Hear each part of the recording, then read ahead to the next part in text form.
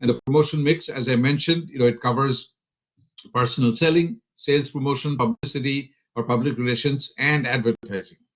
And what we did last time when we met was that, Daria, my group members won't, boy, you listen to your group members too much. I wouldn't do that myself. So anyways, we talked about personal selling. I gave this definition. Then we talked about sales promotion. I gave you this definition. We will talk about sales promotion in details, and then, of course, personal selling in a bit more details when the time is right. That is after advertising. And then we move forward and we looked at, these three interesting ads, interesting to me at least. And I defined advertising, which I said was basically a paid message, which appears in the mass media. It has identified sponsors. That is, you can tell who is advertising or who is paying for the ad. And advertising tries to inform, persuade, or to remind consumers about a product or a service or a place or an idea. Okay. Which basically takes us to the next overhead, which has to do with two forms of mass selling: publicity and public relations. And we talked about advertising, which is the other type of mass selling. So here are the three key points that you need to remember about publicity or public relations. Number one, it's not paid for by the organization.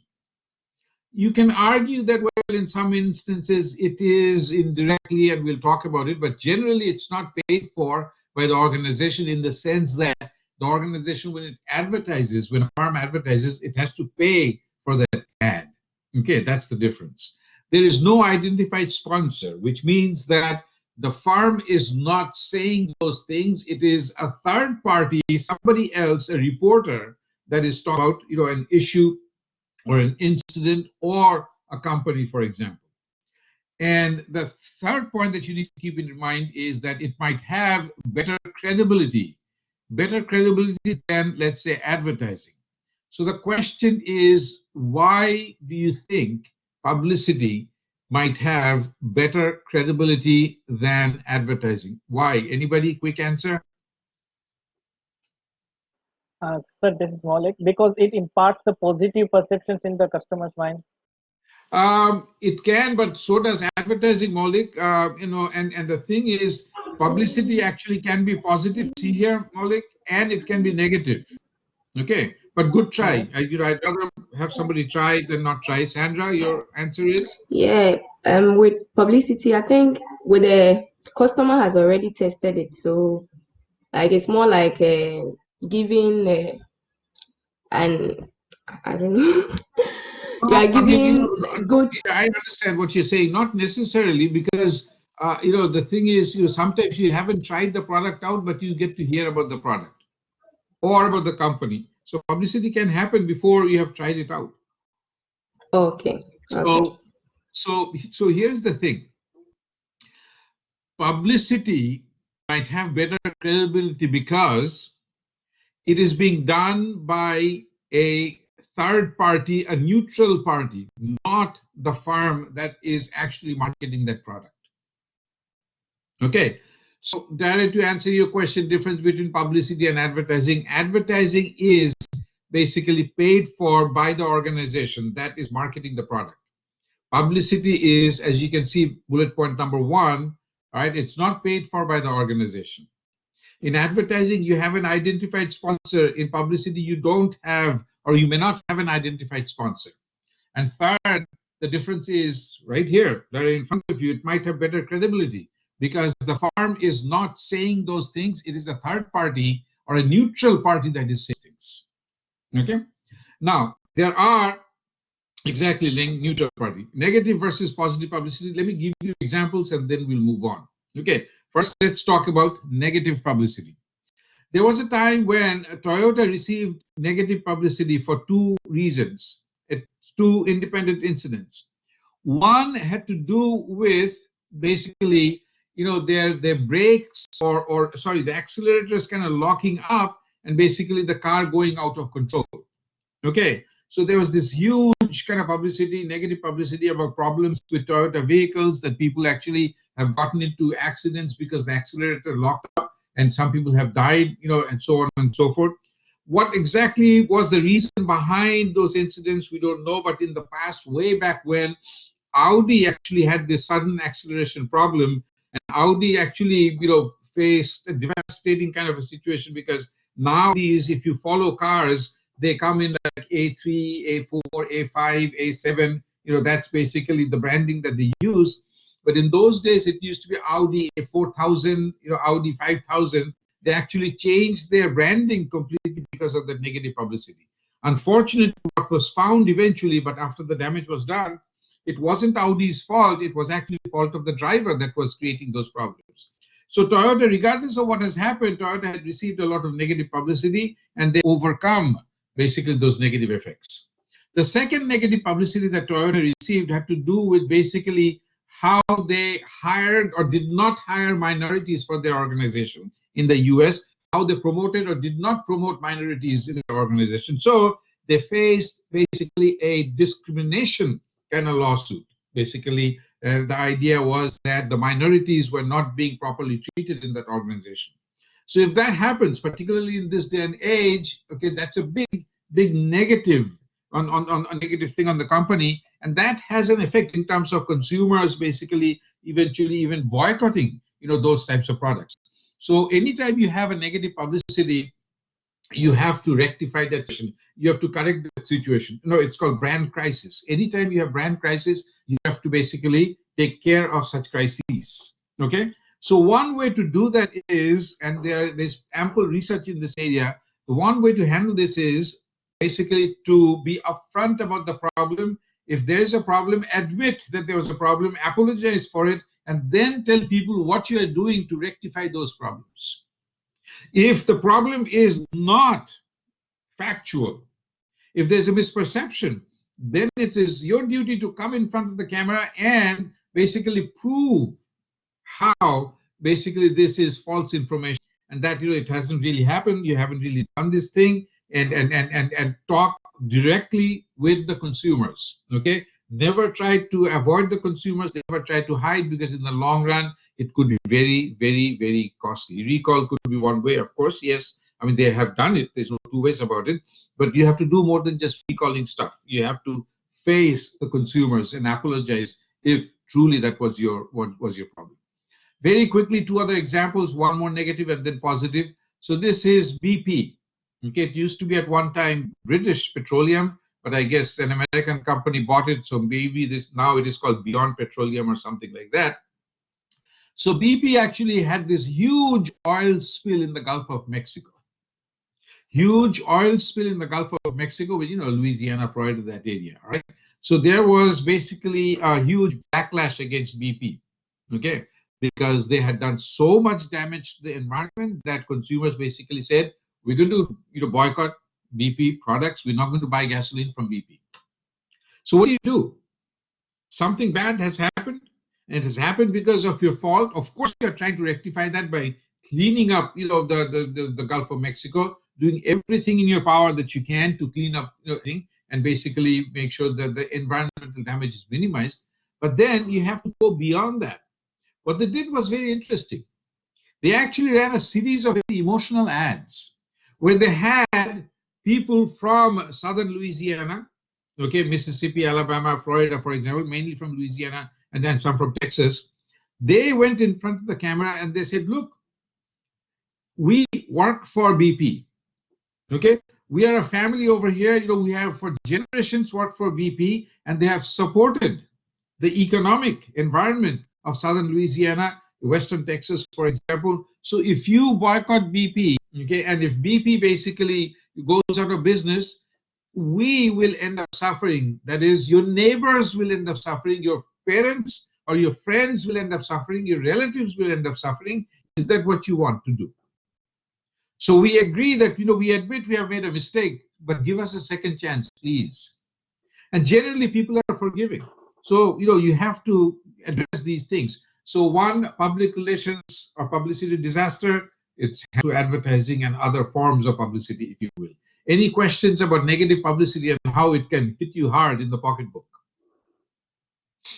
Okay, let's move forward and let's talk about positive publicity.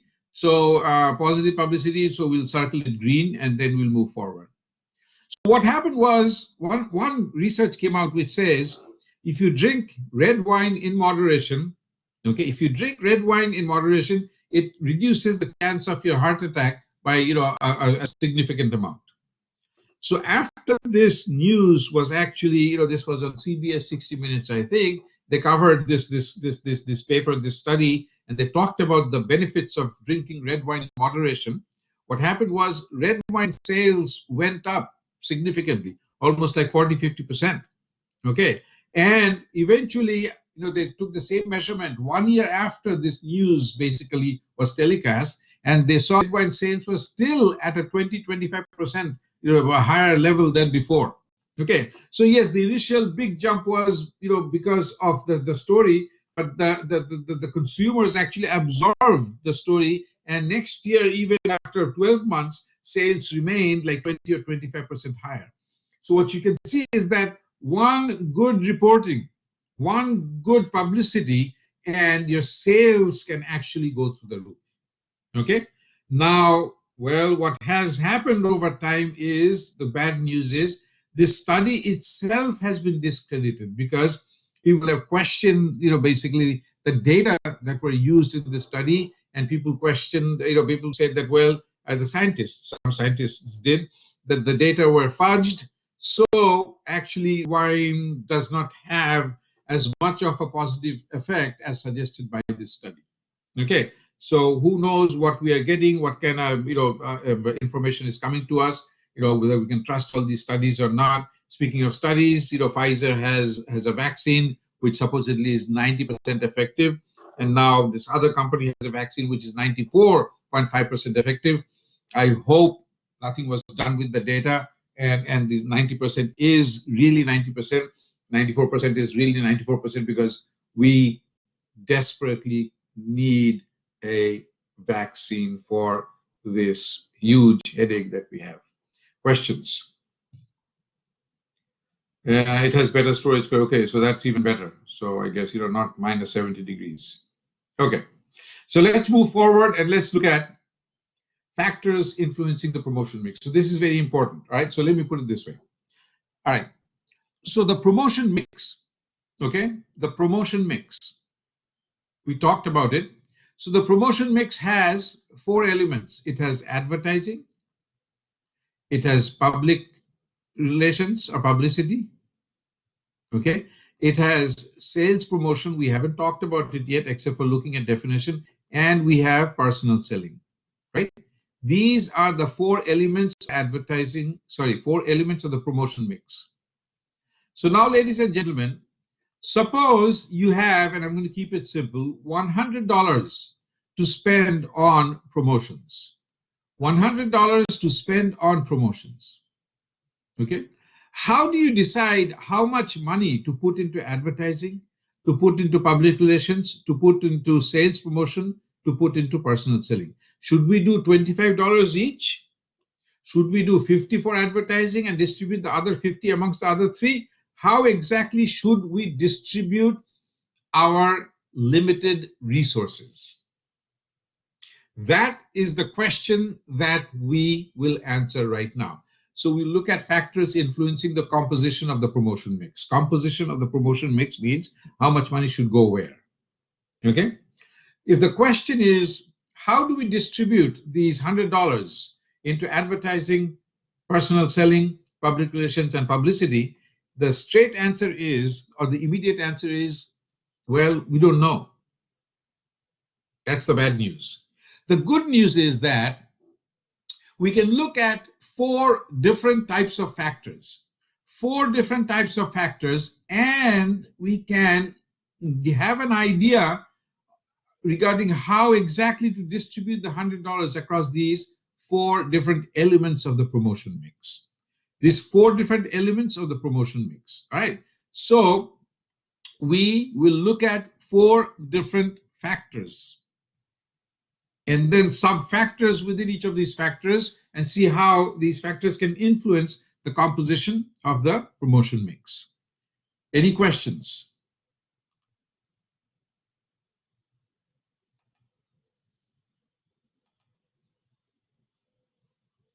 Okay.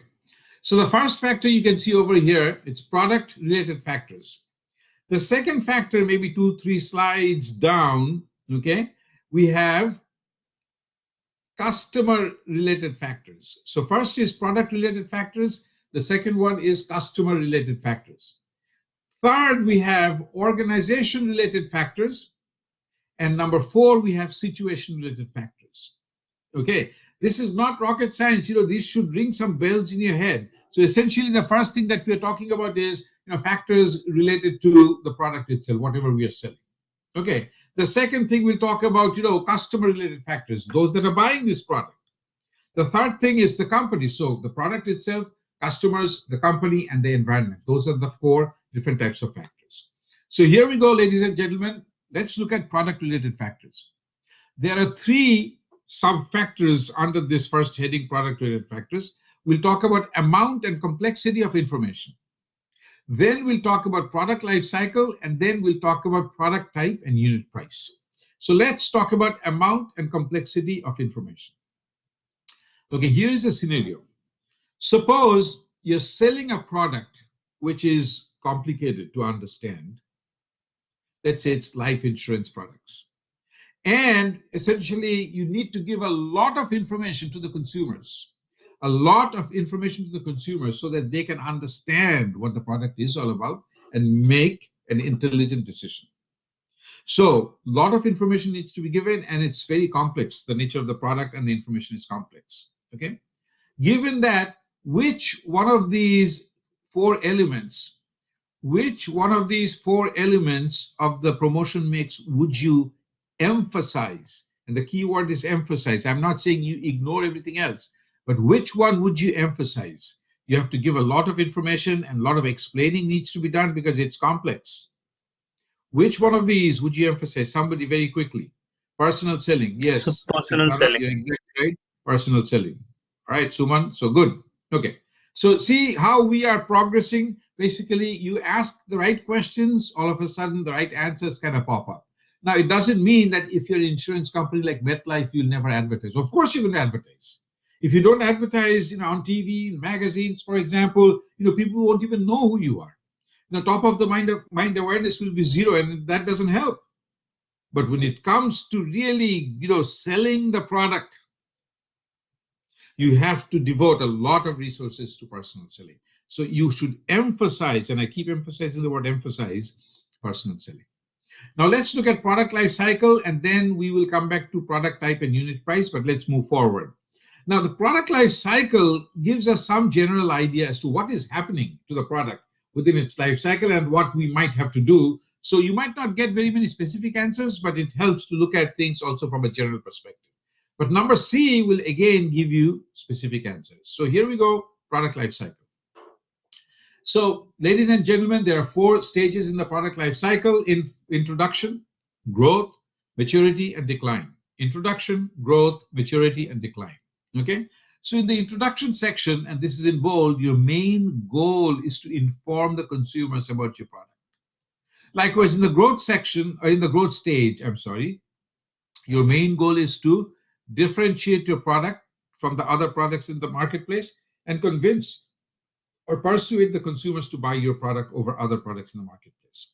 Okay, so let's go back to introduction. In the introduction phase, your promotional expenditure overall across the board is very high. You're introducing your product. What is also true in the introduction phase is that your promotional expenditure per unit sold is very high. It's the introduction phase. You're not selling that many units. Okay, you're not selling that many cans of this. This slap your mama salt. So your promotion cost per unit sold is very high. But when you get into the growth stage, you're now beginning to basically sell more. Okay, your sales are accelerating. Now, what happens in the growth stage is that your total promotional expenditure, because competition is out there, your total promotional expenditure actually goes up significantly. Okay, but your promotional expenditure per unit sold decreases. So which means what? Your sales are increasing like crazy. Your sales are increasing like crazy, your promotional expenditure is also increasing, but not at that rate. So sales are increasing at a faster pace than your promotional expenditure. And as a result of that, you see number 3, which is promotional expenditure per unit sold decreases. Questions?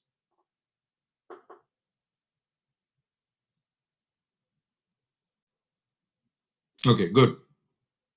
That takes us to the last 2 stages of the product life cycle: maturity, where your goal is to hold on to your position in the marketplace.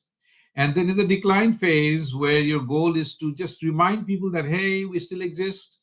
Don't forget us. Buy our product. That's the basic objective. Okay. So what happens in the maturity phase?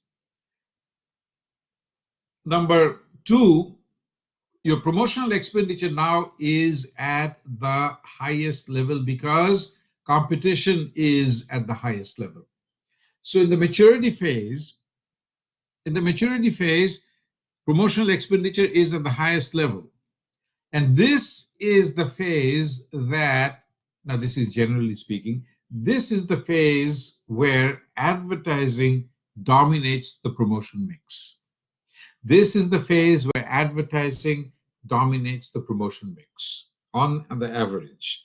There might be some instances where advertising doesn't. There might be some instances where advertising is it. I mean, forget dominating. This is it. Okay. But generally, advertising dominates the promotion mix at this stage. Finally, in the decline phase, because your sales are falling, okay, and you're simply reminding people to buy your product, you should be thinking in terms of reducing your promotional expenditure. Reducing, not basically bringing it down to zero, not stop advertising, because if you stop advertising, your decline is going to be even more rapid, but you should be decreasing your promotional expenditure. Questions? Sir, this is Maulik. As we have seen that in a product life cycle, that automobile industries does not have the decline phase yet. So can we consider No. one model of a automobile industry? For example, the Toyota Camry has the decline phase. As by passes the time, the people have the less attractiveness to that particular model. Okay, so now you're going back to product life cycle, and we, Maulik Kumar, have discussed these things. We have discussed these things. So we said product life cycle, the concept can apply to brands like Toyota Camry. It can apply to product categories. Okay, Yes. it can apply to products themselves like automobiles. So automobiles, if you look at my hand, basically, product life cycle is it was introduced, that went to the growth stage, and then it reached maturity, and it's a very flat, long maturity stage with no sign of decline. But Camry, introduction, growth, maturity, and maybe it's declining, and I think it's not, because Camry has just now, from 2021, introduced a 4-wheel drive, so it can compete with Subaru, particularly in this part of the world. Okay, so yeah, I mean, the answer is yes. For the product category, it could be basically no decline, but for a brand within the product category, absolutely. For example, the Volkswagen Beetle is dead. Yes, sir. Yeah. Anisa. Thank you. Sure. Sir, we have seen that the promotional expenditure is highest level in maturity and decreasing in decline. What about the promotional expenditure per unit sold in the maturity and decline stage? Will they be decreasing? Well, in the decline stage, it is likely to increase. It all depends on the rate at which your sales are going down and the rate at which you are decreasing your promotion. If sales are going down faster than the decline in the rate of promotion, then promotional expenditure per unit sold will go up. So you have to ask yourself, so there's no one quick correct answer. So it all depends on the rate at which the two things are moving in a downward direction. Likewise, in the maturity stage, for example, if your sales are not increasing as fast as, let's say, your promotional expenditure per unit sold could go up actually.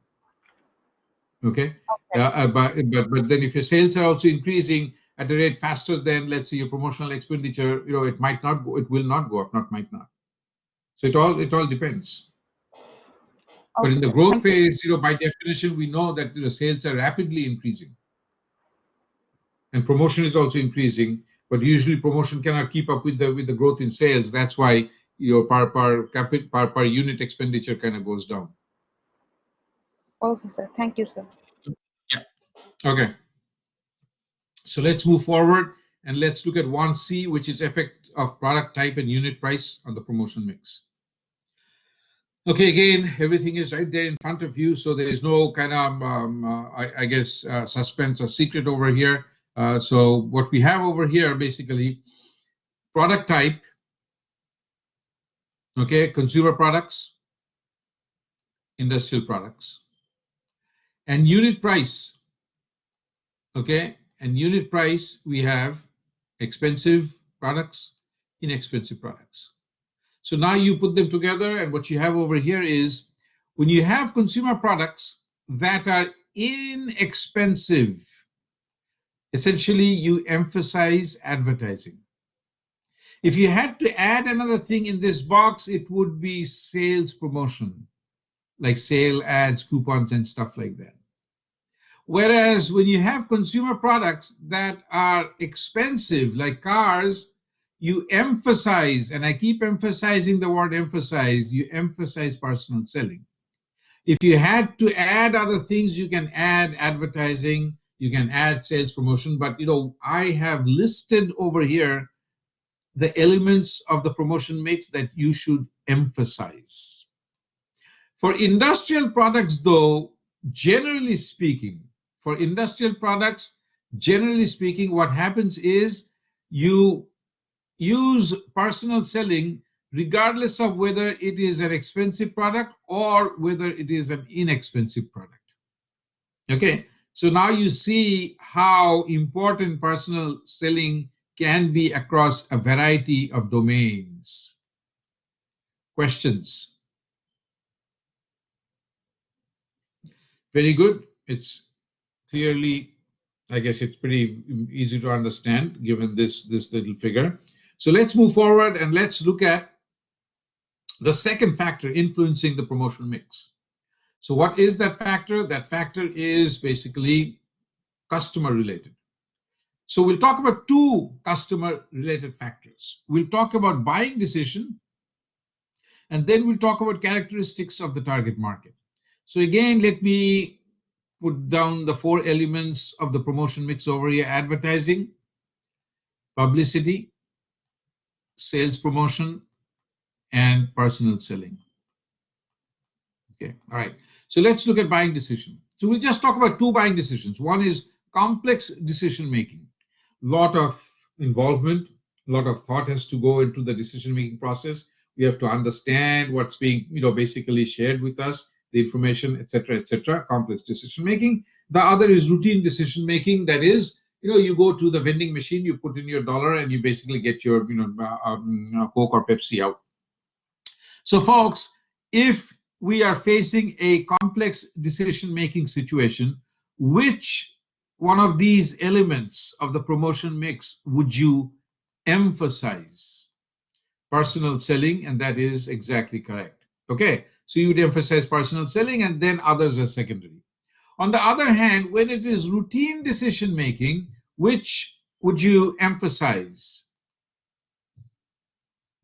I see all chats coming up, but I cannot see anything. I'm assuming you're giving me the right answers. Okay, so over here for routine decision making, I would actually emphasize advertising as well as sales promotion, and at times equally so. But if I had to choose between the two, maybe advertising first and then sales promotion number two, a very, very, very close second. Okay, so that's how you ask questions and you make decisions. You ask questions and you make decisions. So, this is not a simple process. When I said this is not a simple process, what is not a simple process? Well, the allocation of resources across the elements of the promotion mix is not a simple process. But at least when you look at these four different factors, you ask the right type of questions, you can at least move in the right direction, make hopefully the right decisions. All right, let's move forward and let's look at the characteristics of the target market, which is on the next page. All right, so characteristics of the target market, we will look at the type of buyer, this is number one, and then we'll talk about the size of the market. So when we talk about type of buyer, we're looking at consumers versus organizational buyers. That is, this is B2C marketing, this is B2B marketing. So when we talk about consumers, you should emphasize, and now all of a sudden you have this completely new term, you should emphasize non-personal forms of promotion. When you're targeting organizational buyers, B2B, you should emphasize personal selling. So what is non-personal forms of promotion? Well, anything but personal selling. So you should emphasize advertising. You can emphasize sales promotion. You can also take advantage of publicity. Those are the things that we are talking about. Okay. Likewise, when you go to the second factor related to the target market, which is size of the market, you're looking at large markets versus small markets. When it's small markets, well, you emphasize personal selling. When it's large markets, you emphasize non-personal forms of promotion, that is essentially advertising. Questions?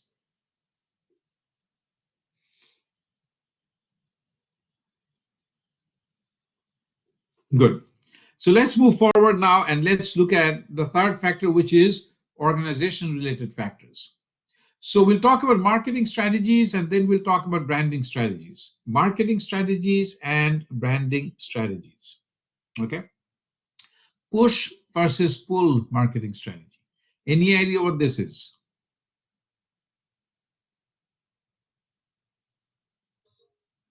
Dare?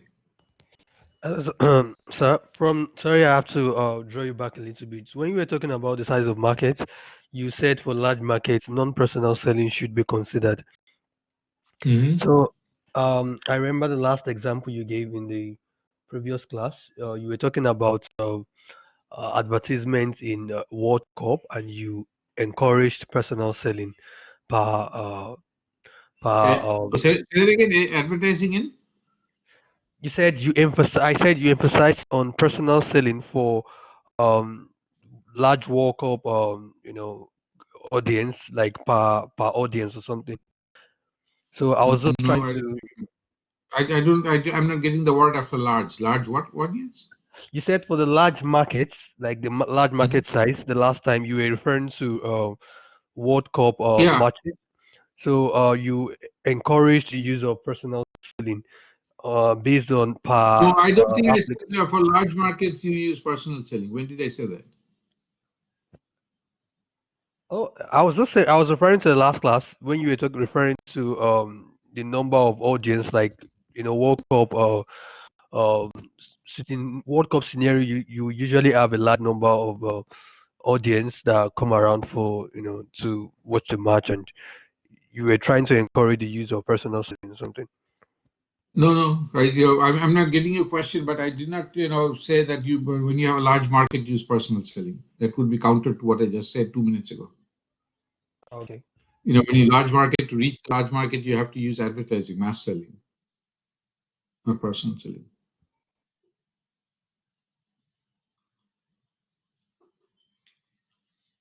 Okay, so push versus pull strategy. Any idea what this is? Forward or backward? Drawing customers' attention. Meaning, which is which? Forward, backward, push, pull. Okay, let me move forward. I don't think I have talked about this. Let me see here. Okay, so before we go into push versus pull, pull is back. Push, yeah, if I'm pushing somebody, I'm pushing them forward, I guess. Pulling is pulling towards me, but then what does it mean for marketing? So before we do, get into push versus pull and get into a fight, let's do branding strategies. Okay, and then we'll move forward and look at this and then budget. Okay, so branding strategies, individual versus family branding. So when you have individual brands, like for Procter & Gamble, under one company, this is Procter & Gamble, you have all kinds of brands, brand 1, 2, 3, 50, okay? So what happens is that when you have individual brands, you have to basically create an image for every single brand, okay? And when you have to create an image for 50 different brands, you have to spend a lot on promotion, and B, a lot on advertising for each of these brands. Okay. But then you have $100 for promotion, so there's a limit. So you have to spend maybe $80 out of 100 on creating an image for these brands, and you might have only $20 left for, let's say, sales promotion or other elements of the promotion mix. Versus when you have just one brand name like Levi's. Okay, now you have to create brand image for only one brand name. So out of the $100, maybe $30 going into advertising is good enough, and you have $70 left for the other elements of the promotion mix. So the point here is this: when you use individual branding strategy, a lot of the resources have to be devoted to create individual brand images. So a lot has to go into advertising across the board. Little will be left for other things, other elements of the promotion mix. When you're dealing with a family branding situation, the situation reverses, which means out of $100, a small amount has to go into creating and maintaining the brand image for Levi's. Rest of it can go into the other elements of the promotion mix. Is that clear? Good. Yes, sir. So I said after B, I'm going to move to A, but I won't. I'll talk about C, and then we'll move to A. So we'll talk about budget. I don't have a slide. Okay, so let's talk about C. Okay, so this was 1989. So how many years ago is that?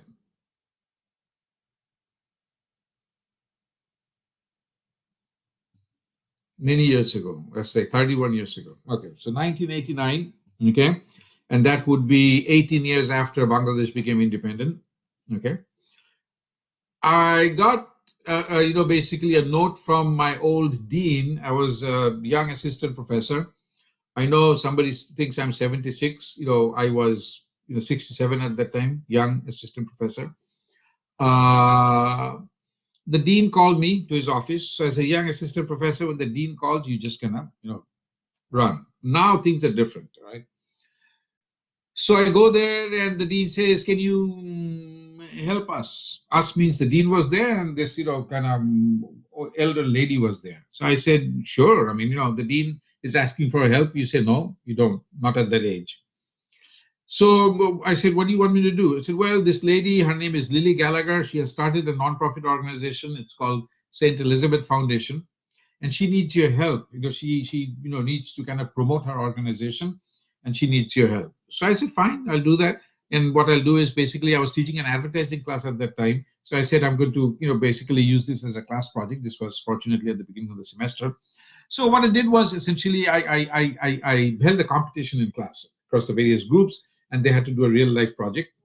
But I said, okay, Ms. Gallagher, I want to come to your office and meet with you, and I have a lot of questions that I want to ask you. So I went to her office, I think, 2 days after that first meeting, and I started asking her questions, and then I finally asked her the question, well, how much money do you have? What is your budget for this promotion thing? So she basically looked like a deer staring at a headlight, basically, and she said, I have no idea. So I said, well, I mean, because I have no idea because it's a new kind of organization. So I said, but you need to tell me, what amount we should be looking at. Yes, some idea. So she said, well, maybe let's say we have $5,000, which is nothing. Okay. So I said, fine, if that is what you have, that is what you have. So, I asked a few more questions, came back to class the next day, and I said, look, we're going to work on this project, but here is the budget, $5,000. So please don't come up with these ideas that, we should be advertising during Super Bowl or, these primetime television ads or magazine ads. Come up with something, interesting, something usable, something practical. So the group that actually won the competition, it was just $100 that I paid out of my own pocket, I guess, won the competition, basically came up with interesting ideas. So they said, we can go for public service announcements on radios, which are actually for free, okay, PSAs. Then they also suggested billboard advertising. Okay, so it so happens that the largest billboard company in the US is Lamar Corporation, Lamar.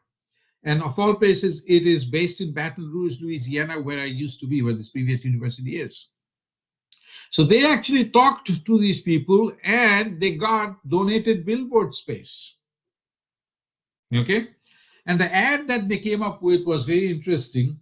So this St. Elizabeth Foundation was into pregnancy counseling and testing and adoption.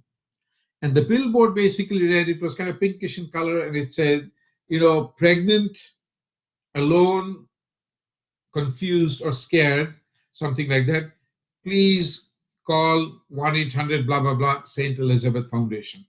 Okay, and that actually, it was a billboard on Interstate 10 between Baton Rouge and New Orleans, and it stayed there for a long time. So again, you have to keep the budget in mind before you decide to basically distribute the resources across various elements of the promotion mix, number one, and how much you can actually spend overall on promotions. Any questions? Okay, wonderful. Let's now move back to marketing strategies, push versus pull. Okay, forward, backward, push, pull. So let's look at what I have on my slide. So here is my slide, which looks bad actually after the reformatting. Okay, so this arrow is actually like this in my notes. These arrows are like this. Okay, so in a pull strategy, what happens is that you see the manufacturer advertises or promotes its product directly to the consumers and creates a demand at the consumer level. And what happens is, once the demand is created at the consumer level, basically the consumer, literally by asking for their product, pulls the product down through the channel of distribution.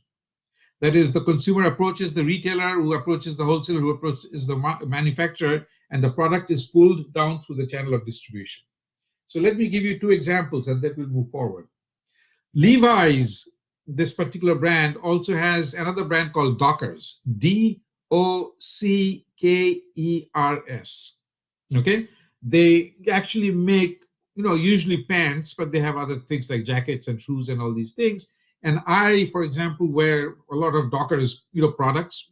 Dockers actually, the pant that I'm wearing right now is a Dockers pant. Okay, so when Dockers, they introduced their products first in the marketplace, they would actually advertise on TV directly to the consumers, and in those ads, they would say, go to your favorite retailer and ask for Dockers by name. And if they don't have Dockers, ask them to carry Dockers.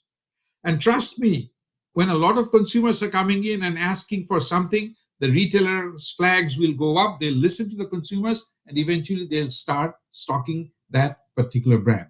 That's the idea of a pull strategy. Second example, you guys are pharmacy students. I don't know about the rules in your parts of the world, but in the US, you can actually advertise prescription medications.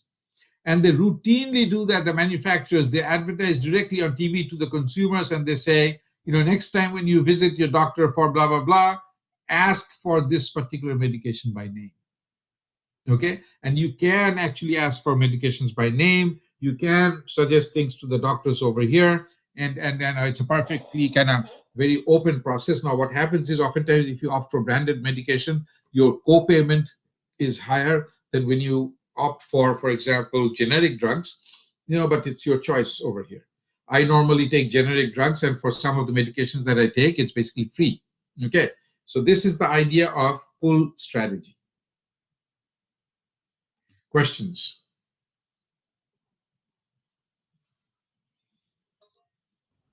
Dare.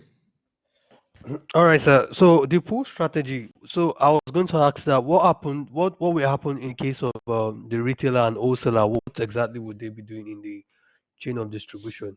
Since the The manufacturer retailer has would be to. basically, the retailer would be going back to the wholesaler and say, hey, send me, these Dockers. pants. The wholesaler would go to the manufacturer, or the retailer will go to both of them and say, hey, this is a strong demand.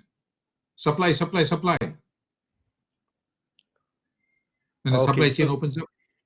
so like when the distribution is about to be done, will the manufacturer deliver directly to the consumer, or would they still go through the No, normal chain of and the distribution? normal channel, basically it can go to the wholesaler, the retailer, the consumer, depending on how the channel is for that particular product. For Okay, but pharmaceutical products, it'll go to the distributor, to the, I guess, pharmacies, to the consumers. okay, so but the aim is just to advertise directly to the consumers, and of The course aim stimulate is them to to buy. the aim is to create a demand at the consumer level, so that that demand actually, basically pulls down the product to the channel of distribution. So to create demand at the consumer level, generally you advertise. See the promotion emphasis? I didn't intentionally use the word advertise. I said promotion because you can advertise, you can sales promote, you can do whatever you want to basically get into the minds of the consumer, so that they're now asking about this product by name. Okay, thank you.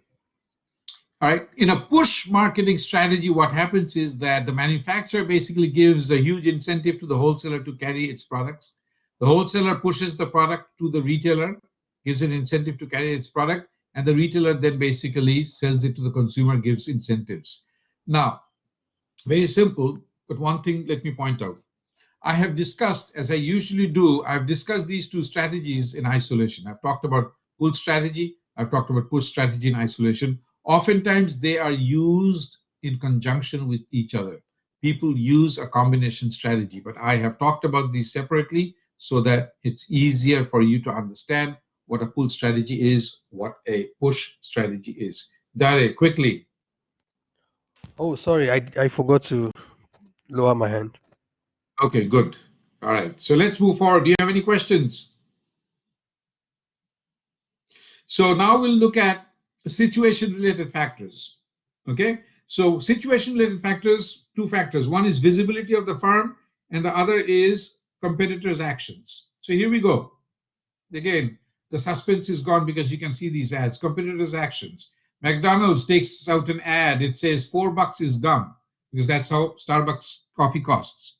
And then Starbucks takes out an ad, which they wouldn't have if McDonald's hadn't taken this ad out. It says, beware of a cheaper cup of coffee. It comes with a price. Okay, so you start to do things because your competitors are doing certain things. So I'll go back to competitors' actions. But before that, let's talk about visibility of the firm. You see, people are generally concerned with actions of highly visible firms. In this area, General Motors, Ford, Chrysler, we are concerned about these companies, what they're doing, because not only they generate jobs for the locals over here, so they contribute to the economic growth and the economic engine of, let's say, Michigan, but they also might be polluting the environment. Okay, so they have all kinds of impacts on the communities in which they do business. If you go to Louisiana and Texas, you see all these, basically, Texaco and Exxon and Shell refineries. And they employ a lot of people in that part of the world, in that part of the country, but they also have an impact on the environment in terms of the pollutants that they release in the environment. So people are concerned about what these companies are doing. So oftentimes what happens is that the more visible you are in the community in which you do business, the more resources you devote to public relations and publicity. Okay, so you want to get positive publicity by doing good stuff. So General Motors, Christmas is coming. Every year they donate a lot of toys for underprivileged children. And of course, it will be covered in the local newspaper, and then people will be talking about it. So they get mileage out of these things. So what happens is that, given all the good things that they're doing, once in a while, if they do something negative, people say, well, generally, on the average, they do good stuff. So we can actually kind of pardon them once or twice or thrice and let them do business. So you have to devote a lot of resources for public relations and publicity if you happen to be a highly visible firm. So now we have competitors' actions. We saw the fight between McDonald's and Starbucks. Let me give you one more example, and then I'll show you a few pictures, and then we'll move forward. So there was this pizza place in Denver, Colorado, a small pizza place, and they were doing wonderful business till Domino's Pizza came to town. And in the old days, they took this full page ad in the Yellow Pages phone book.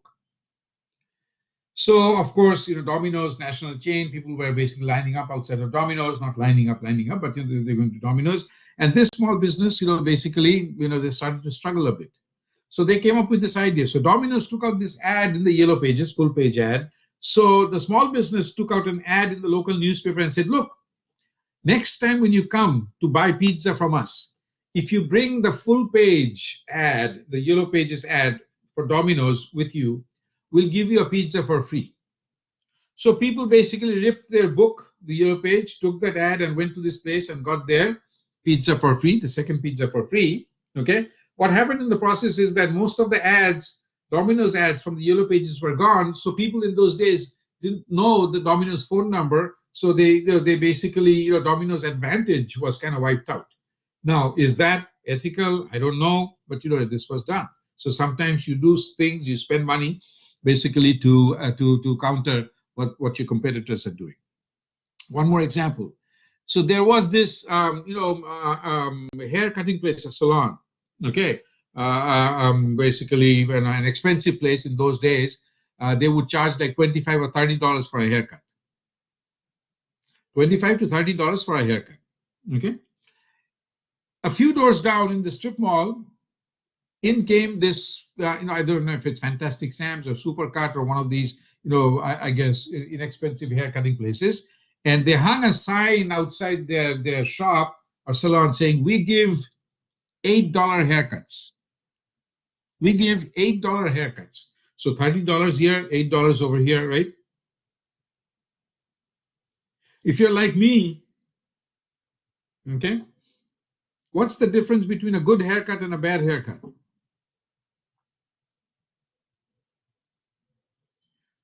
What's the difference between a good haircut and a bad haircut? Any idea? Anybody? Service environment, professionality. Okay. Anybody else? Good haircut and a bad haircut. The look. Okay.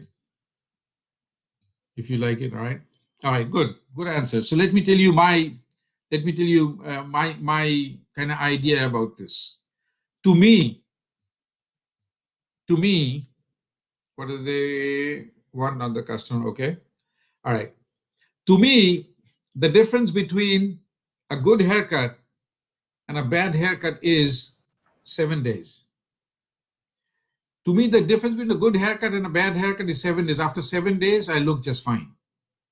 So what I do is I go to the cheapest place to get a haircut. I just fall asleep. They cut my hair. Whatever happens, happens. I walk out. And at 76, that's what somebody told me. It doesn't really matter how I look. Okay. And I'm happy that at 76 I have all this hair that I have. Okay. Some that at 26 they don't have hair these days. What can I say? All right. No, I'm just teasing. All right. So the difference between a good haircut and a bad haircut to me is 7 days. So people like me basically were now flocking towards this place, Supercuts, because they gave $8 haircut. So now what do you do as this expensive haircutting place? So the Supercuts, they have this banner outside. They say they're saying we give $8 haircuts. So this expensive, maybe I'm going bald, I don't know, that is scary. Okay, but this expensive place now had to spend some money on a banner, and the banner they hung outside their salon was, we fix $8 haircuts. Okay, so see how it goes, what your competitors are doing, influencing you to do something else. So somebody is saying we give $8 haircut, and somebody is saying we fix $8 haircuts. Who's asking me with those big eyes if I'm 76?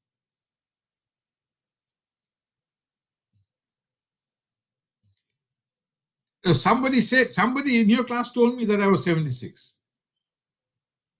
So I liked it. So I'm adopting that age.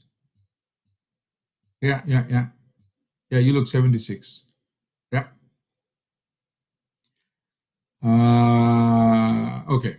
So here are some other examples. Can you read this? Just like a grandpa. 76 is, great grandpa, not grandpa. There, get your bearings right, man. Okay, so it says congratulations to Audi for winning the South African Car of the Year 2006 from the winner of the World Car of the Year 2006. This is BMW kind of fingering Audi, I guess. Then Audi goes, congratulations, Audi's response. Congratulations to BMW for winning World Car of the Year 2006 from the winner of 6 consecutive Le Mans 24-hour races 2000 to 2006. So, this is going on between BMW and Audi, and all of a sudden, there is a three-way fight where Subaru says, well done, Audi and BMW for winning the beauty contest from the winner of the 2006 International Engine of the Year. So that's how it goes. Questions? World War III, yep.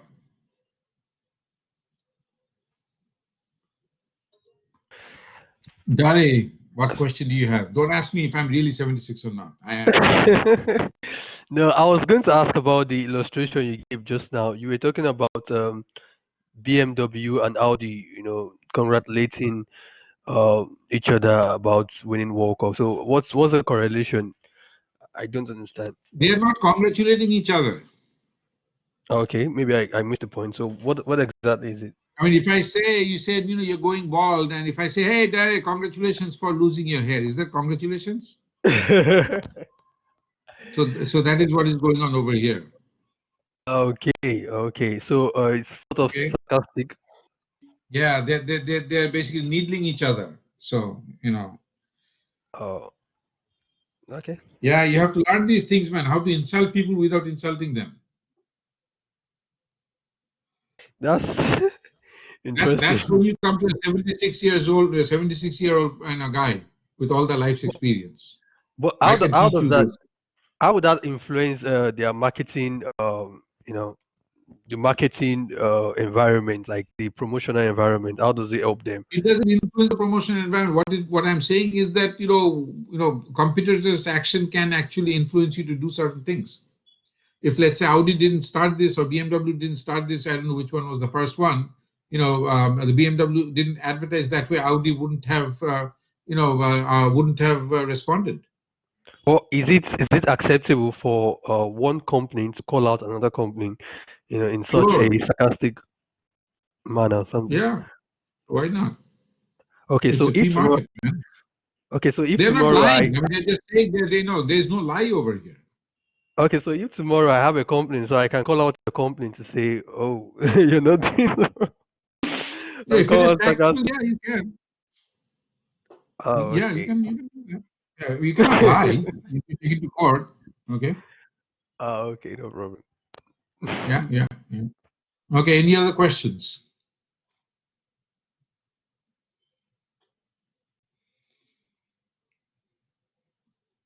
Good.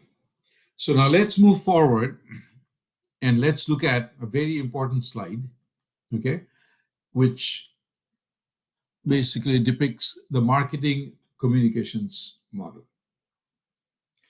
So I mentioned that promotion, if I had to define that in one word, it would be communication. So we're now looking at the marketing communications model. So as you can see over here, it's a very simple kind of boxes and arrow model. You have the sender, which sends a message, and it goes through either interpersonal channel or through mass channel, okay, to the receiver. And then you have a feedback. If this were Zoom and I could use my PowerPoint slides, then I would basically be dropping this down from here and dropping this, okay? These are the two critical elements of this model, okay? Encoding and decoding, and things can go terribly wrong in the process of encoding a message and in the process of decoding a message. Encoding is done by the sender, decoding is done by the receiver. Okay, so let's talk about what encoding is and let's talk about what decoding is. So, the sender has some ideas, some thoughts that he or she would like to convey to to the receiver in the form of a message. So the way in which these thoughts are basically converted into words and symbols. When you see an ad, you see text, that's words. You see pictures, that's symbols. The way in which basically the sender converts these thoughts and words into symbols, these thoughts into words and symbols, that's the process of encoding. Okay? So let's look at encoding and decoding. So here are the definitions. So when we talk about encoding, encoding is the process of converting the sender's thoughts, this is what we talked about, into words and symbols. Encoding is the process of converting the sender's thoughts into words and symbols. So my thoughts are that I am going to promote this particular Louisiana brand as something exotic. Something exotic, that's the thought. So now I have to basically convert this thought that this is an exotic product into pictures, symbols, into words, into copy, how I write the copy. I'm going to sell my house. And the idea is to make this house as attractive as possible to prospective buyers. So I have to convert my thoughts into basically, words and symbols. And let me give you a specific example. Let's assume that I live in a small house. How do I make it attractive to the consumers? In this part of the world, people buy homes based on, how nice the kitchen is, how updated the bathrooms are, how open the house is, how well lighted it is, and so on and so forth. Okay. So now listen to this very carefully. Okay. Nobody advertises a house where they say the kitchen is small. Nobody does. What they say is, and eventually you'll buy a house, they will say it's a cozy kitchen. Yeah, Stephen, it's a cozy kitchen. So that basically is an interesting word. Okay, so cozy gives you this feeling, of warmth. Okay, but cozy kitchen means it is a small kitchen. Okay, so you have to decide on those words and decide on those symbols. Anyways, so encoding is done. Okay, nuclear family, Sabina. Yeah, it's I have a nuclear family. It's actually very nuclear. It's me right now in this house. But then the kitchen is not. I mean, cozy in the sense it's not small. So I guess it's a different mindset in this part of the world. Anyways, we'll talk about those things later. Decoding is the process of assigning meaning to the words and symbols transmitted by the sender. So when you hear the word cozy, what meaning do you assign to this word? Some of you might be thinking of nuclear family. Some of you might be thinking of, basically a comfortable place to be, and that is what you have texted. And it's fine. Okay. And that's what I guess the advertiser would want you to think. Okay. So decoding is the process of assigning meaning to the words and symbols transmitted by the sender. The problem is when there is a mismatch between what the sender wants to say, how the message is encoded, and how the consumer decodes that message. Things can go wrong. Things can go terribly wrong. Let me give you one example and then we'll move forward. Okay. There is a brand called Maidenform. You ladies probably have heard of this name. Maidenform, Maidenform. I think that's the brand name. Has anybody heard of that name? Maidenform?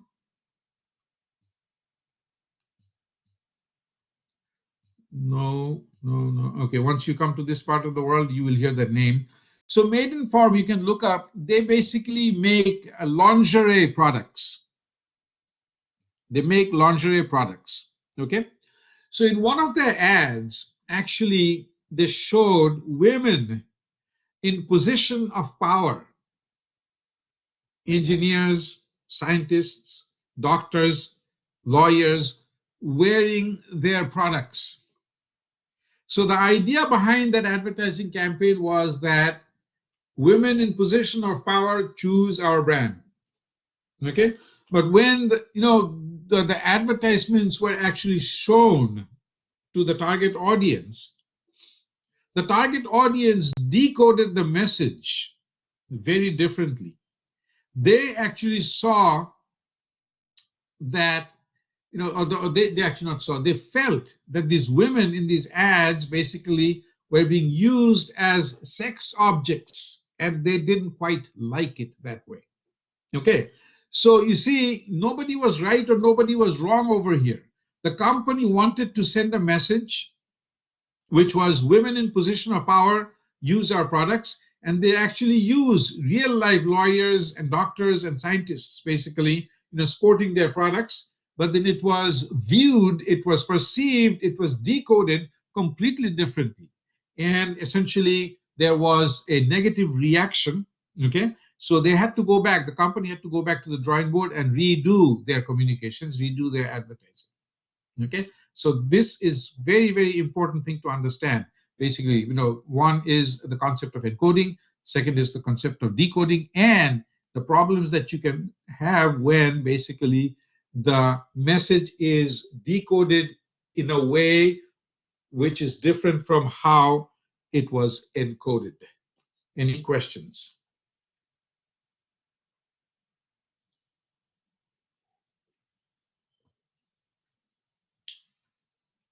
Interesting silence. I can hear the silence. So let's move forward. And let's look at the next slide, which says, how does marketing communication work? I don't know why the slides have become like this. Trust me, the slide that I have, the N is here. I think the slide that you have, the N is there. Okay. How does marketing communication work? So let's look at it this way. Oftentimes, we explain how marketing communication works based on the AIDA model. AIDA model. So what are you seeing over here, folks? We go through, depending on whether you are looking at the top or whether you're looking at the bottom, sort of between 4 or 3 stages. So the AIDA stands for attention, interest, desire, action. Okay? Some psychologists have said think, feel, do. So what would be a good way to remember this AIDA model?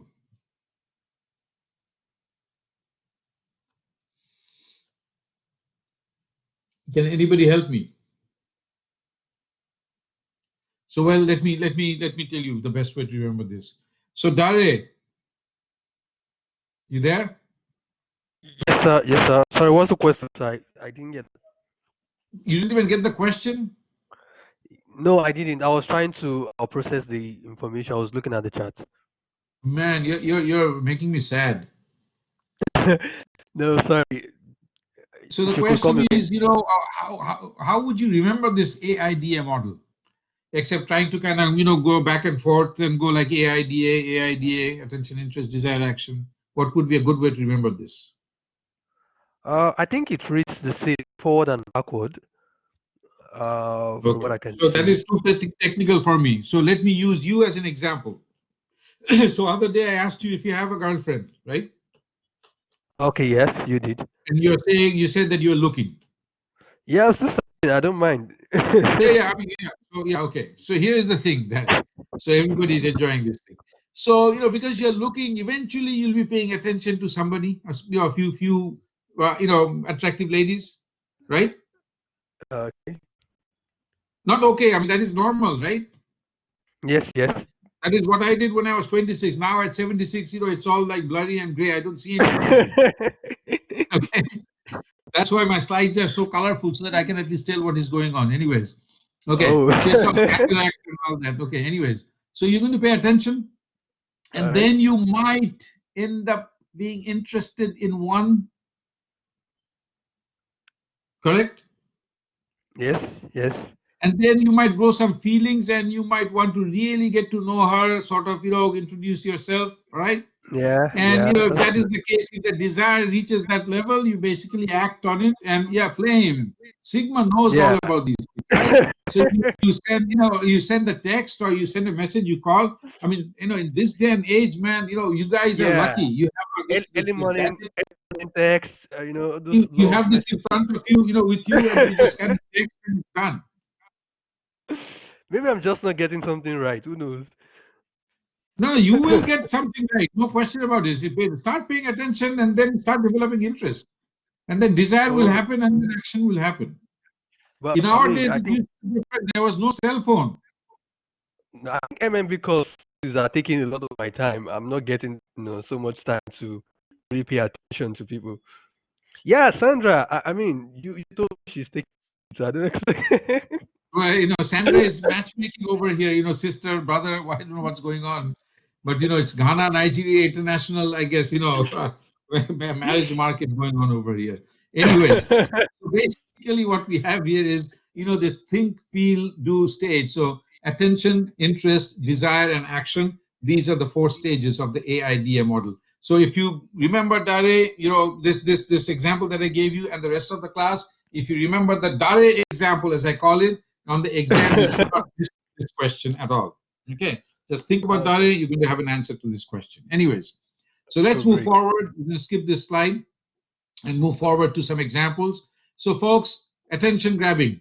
This is 3M security glass. Okay, this is New York City, and this is real money. Okay, dollars sitting there, and security glass. It's so secure that you cannot break this glass and take the money away. If that doesn't catch your attention, I have no idea what will. Okay, if you're a security company now, you might get interested. You might want to kind of explore this. You might want to buy this product. The second one is, this is it too much attention grabbing? There was a program called Sopranos on HBO. I guess it had to do with the mafia and all these things. All of a sudden, this is a New York cab and a hand hanging outside. It's too much attention grabbing. So in some countries, it might not be allowed. In some countries, it's okay. In some countries, police will come, stop, you draw guns out and check what's in your trunk, and then it's just a plastic hand. Anyways, there are many ways in which they try to grab your attention. Okay. When you watch TV, for example, and an ad comes on, sometimes, basically, it's black and white. That's to grab your attention. Sometimes you have static across the TV screen. Your TV is fine. You have a new TV, and they're doing it because they want to grab your attention. There are all kinds of ways in which you can try to grab people's attention.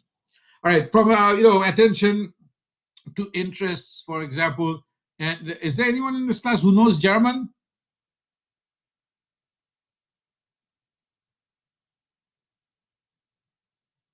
I guess that means no. That question was in English, though.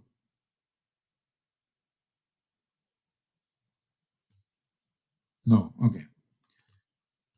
So here is an ad. Okay. You guys are pharmacy students, so even if you don't know German, you should be able to tell what's going on. So after the customer is aware, they must be persuaded.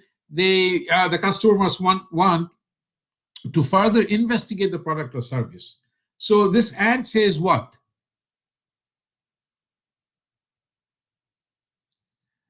So somewhere it says speak with your doctor. But what is this ad about, you pharmacy guys? And it's by what's this company? Bear burning sensation. Yeah. Anybody else? Inflammation. GSK. Yeah.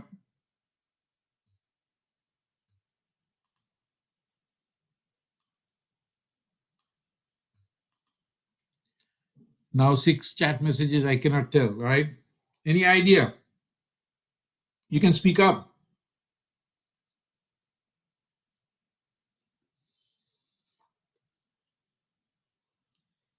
because I do not see the texts. Insurance. Okay. I'm not going to go into details, but I want you to focus on this word. What is that word, even if you don't know German? Flame.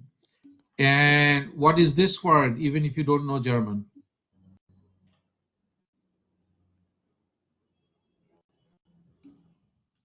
This word.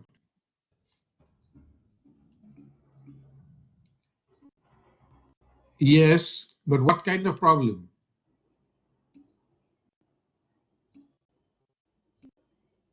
I cannot see these things. Problem, well, potency problem. Yes, Purvi got it right. So if you have problems, erectile dysfunction, exactly, Suman. So this has to do with ED, erectile dysfunction. If you have this problem, go visit your doctor. Yep, exactly. Now in the US right now, we have electoral dysfunction with our president, basically not refusing to quit, but denying the the the results of these elections. But this is a democratic institution. He will go. I mean, it's just a baby throwing tantrums. So this would be censored. Why would this be censored in India? I mean, this is a medical issue. For example, if you have psychological problems, okay. I mean, at one time I understand the society looked at that as, you're crazy, you were sent to mental asylum. But psychological problems, those are treatable problems. Why would you censor something which is kind of normal to human beings?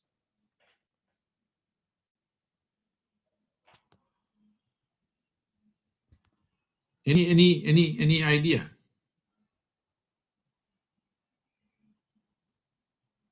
I mean, let's talk about India.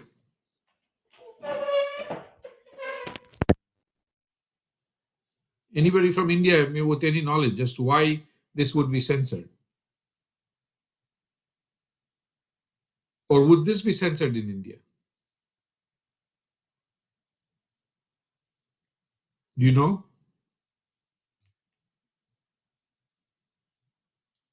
I mean, stigma for what? I mean, this is clear, and we have some, medical professionals in this class. I mean, this clearly a medical issue which can be treated. And you're advertising, you're not identifying the person who might have this issue. And over here, the HIPAA rules say that, even if you have a bad cold, it cannot be disclosed because it's a personal thing. But this is an ad for the wider audience. So I don't know. I mean, different countries will have different rules, and some things are permitted, some things are not permitted. I'm not questioning the rule of the country, but I want to understand. Due to some social stigma, so these are topics are kind of taboo here. I mean, this has nothing to do with sexual disease. Okay.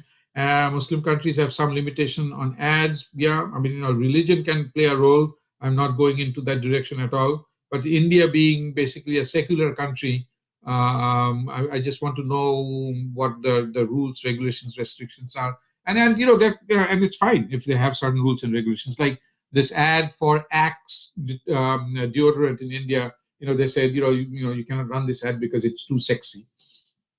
I don't understand this, but it is what it is. We have to respect the laws of the country. Actually, but I think though the more you kind of hide these kinds of problems, put them under covers, mental health problem, sexual health problem, the more problems you have actually in the society. So that's my point of view. Okay. So your generation is the new generation. If anybody can change it, it's not 76-year-olds like me. It'll be your generation that'll change things. Now, I keep saying I'm 76. Actually, I'm not. So sorry to disappoint some of you. I'm actually 78. Okay, let's move forward.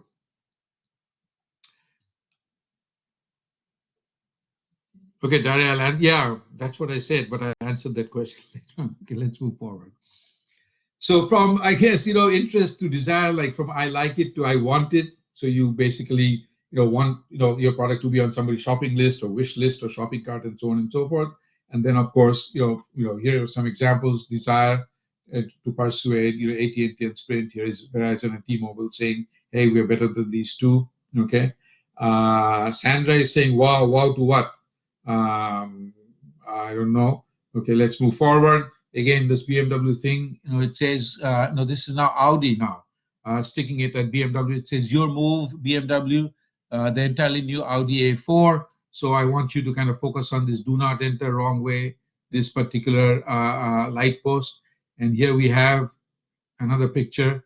There's the same Audi, your move, BMW, and the BMW says checkmate, Santa Monica BMW. So I guess they love going at each other. Okay. Now, the other thing that you need to keep in mind is that the desired action can sometimes be inaction. And what we are talking about here is the term demarketing. Demarketing. Okay. So sometimes, the energy companies over here, the electric companies, the gas companies will actually ask you to basically, conserve electricity, conserve power, not use as much gas. They're actually demarketing their products because the society as a whole will benefit from that process.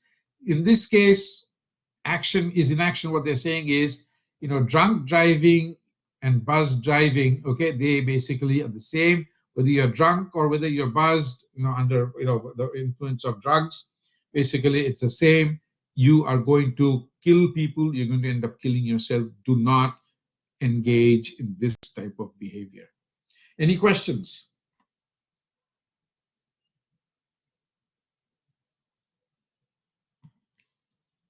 Okay, good. Let's move forward. Yes, Raisa. Sir, the negative advertising, this one, is it Louder, please. hello? Yeah. Sir, this type of advertising, is it going to benefit the company? Or These are altogether the social advertising? these are public service announcements. So this is not a company that's advertising really. Okay, this is basically an institution or maybe a government agency or a social service agency or an NGO that's advertising. Okay, so it's for societal benefits. But sometimes, like I mentioned, Raisa, companies also will advertise, demarket their products. Like, a good example is the energy. How that is going to help the company? Okay, so when you use less electricity, okay, when you use less, consume less gas, for example, to heat your house, okay, there is less pressure on the basically the I guess the generators that the company owns that's generating electricity. There's less pressure on the power grid that supplies less electricity, for example. So less the pressure, okay, the lower the chances of these things basically going, I guess, breaking down. Okay, so lower maintenance costs, for example. Okay, so on and on and on. The company actually benefits in the process. Okay. You'd be surprised. I mean, our utility company, it's called DTE, Detroit Electric Company, something electric company. They gave us for free, two thermostats, one for downstairs, one for upstairs, to control AC and heating. And these thermostats, actually, each one of these thermostats cost $250. So that's $500 worth of merchandise for free. They came and set those things up. Not only that, they changed all our light bulbs to energy efficient light bulbs for free.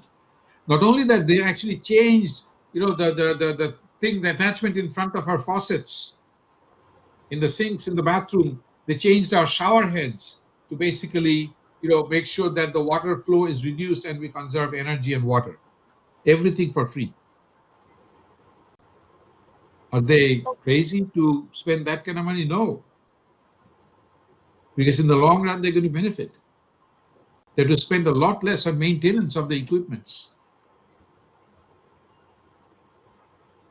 And that's where they save a lot of money.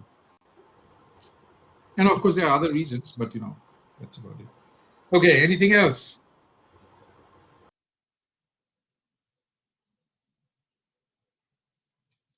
Let's move forward. All right.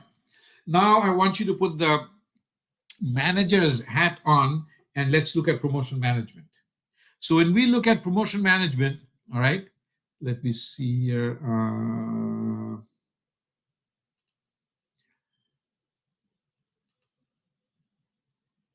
Okay, so we'll talk about promotion management and we'll talk about several things. First, we'll talk about setting overall promotion objectives, followed by planning the promotion effort, and then we'll talk about budget.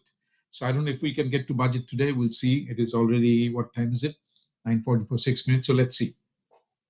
So when you set your overall promotion objective, these are the four things that you need to keep in mind. Number one, you need to, within the objective, define your target market. In short, of course, you need to have something on your message, not the entire copy, the 3-page write-up that you're going to publish. You're going to talk about the basically central idea, or the big idea that you want to convey to the consumers.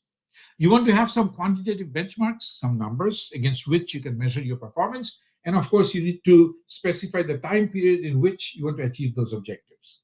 So here is an example. And tell me if this example basically fulfills these four criteria, A, B, C, and D.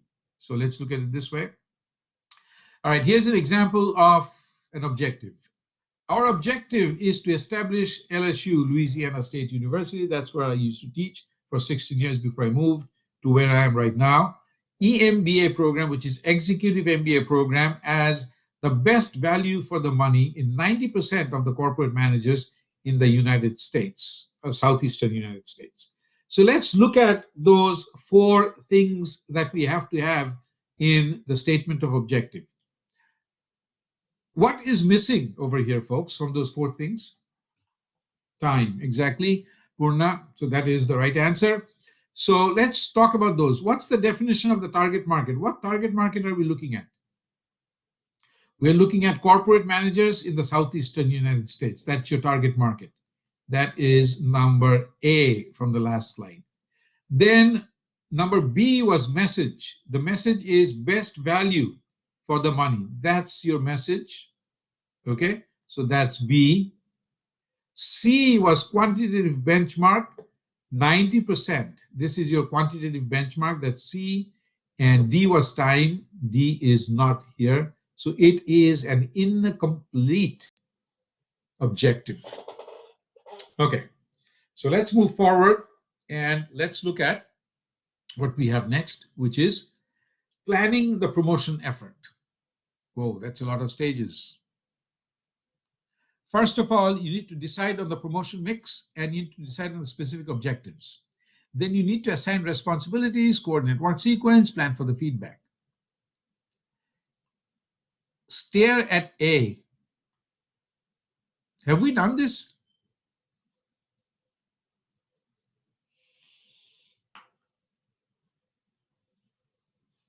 Help me out here. Yes, where did we do this? Beginning of this class, right? When we looked at those four factors influencing the composition of the promotion mix, that's where we did this. Okay, so good. Okay, beginning of the lecture. Now decide on specific objectives. We talked about objectives, but we quite haven't talked about specific objectives related to advertising or personal selling or sales promotion or publicity, for example, right? So, we have done A, which is the most important thing. B, we will do as we move through our lecture over the next 2 days, okay? C, D, and E, we will ignore, assigning responsibilities, coordinate work sequence, but you need to know that this is what you need to do as the advertising or promotion manager. You need to assign somebody responsibility for advertising, somebody for personal selling, somebody for achieving goals related to sales promotion. You need to coordinate the work sequence. That is, should I go with advertising first, then sales promotion, or sales promotion first, then advertising, whatever it is. And then, of course, you need to plan for the feedback. This is advertising research. But now that we understand what is going on over here, let's move forward to number 3, which is determining and allocating a budget. And there are 5 methods. Okay, so first method is this A. Okay, and I think we will talk about these 2 methods and end today. So you basically determine your budget as a percentage of current sales. As a percentage of current sales. So ladies and gentlemen, your advertising expenditure, EXP, in 2021, that is next year, is a function of your sales volume in 2020. Any questions? Good. I will talk about the problems, but let's go to B. This is where we determine budget as a percentage of forecasted sales. So what we're saying is advertising expenditure in 2021 is the same over here, okay? In 2021 is a function of expected sales in 2021. So nothing to do with sales in 2020, expected sales in 2021. So that is what we mean by forecasted sales. So which brings us to the problems over here. And write this down. Problem number 1. And then 2. Okay. Now, let me start this way. Okay, suppose you're Coca-Cola. Suppose you're a Coca-Cola company, okay, and you have decided to determine your budget using this method as a percentage of current sales. And you say, well, you know what, I'm going to spend 10% of my sales this year on advertising and promotion next year. So what's Coca-Cola's budget? Any idea? No, sorry. Let me ask the question differently. What is Coca-Cola's total sales for 2020? Any idea? What is Coca-Cola's total sales for 2020? Can somebody quickly look up and tell me? You can look up, worldwide sales, US sales, total sales.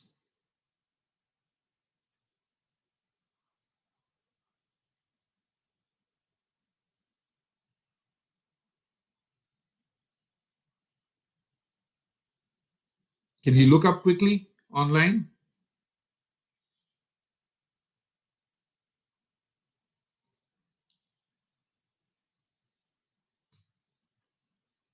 $7.2 billion, says Anisa. Okay, 7.2 billion. Okay, let's go with 7.2. Let's go with 7 billion, right? So what is 10% of 7 billion, Anisa?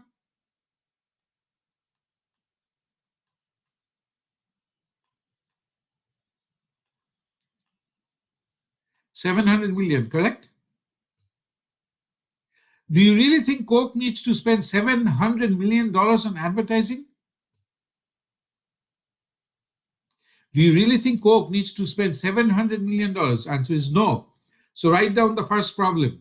Write down the first problem. Please write down the first problem. Okay, here we go. This method, 3A can lead to overspending. Can lead to overspending for well-established brands. Can lead to overspending for well-established brands. Write this down. Method 3A can lead to overspending for well-established brands. This is what we are talking about. Problem number 1 can lead to overspending for well-established brands. Now, problem number 2 is, write it down, it can lead to underspending. It can lead to underspending for new but promising brands. See, it's a new brand, you haven't sold much. So if you decide that your next year's advertising is going to be a function of this year's sales, you might under advertise, under promote. Okay, so this might lead to underspending for new but promising brands. That's problem number 2. That is problem number 2. So problem number 2 is actually solved by 3B. Problem number 2 is solved by 3B. That is, for new but promising brands, you should be using the percentage of forecasted sales, expected sales method to decide on your budget. Questions? That is, I think, it's 53. So thank you very much. I'll end here today. When we come back tomorrow, we'll talk about, these other methods. And then we'll get into advertising. Questions? Thank you. Okay, so, group 13, we have like 7 minutes before I get into the next meeting. It might not be a good idea to meet now, but can you guys meet after 11? Like after an hour and 10 minutes? Okay, you too, Sigma.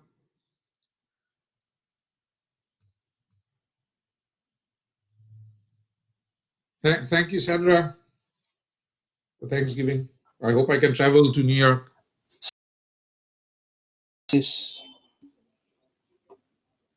Okay, so when does that lecture end? Probably and a half hour. Okay, text me after that, and then I'll open up this thing and we can meet online where we see each other. Sure, I sir. think that would be 1.5 hours would be actually good. So text me at that time when you finish lecture, Okay, sir. and I'll open up this video. Yeah. Okay, thank you, Yuvraj.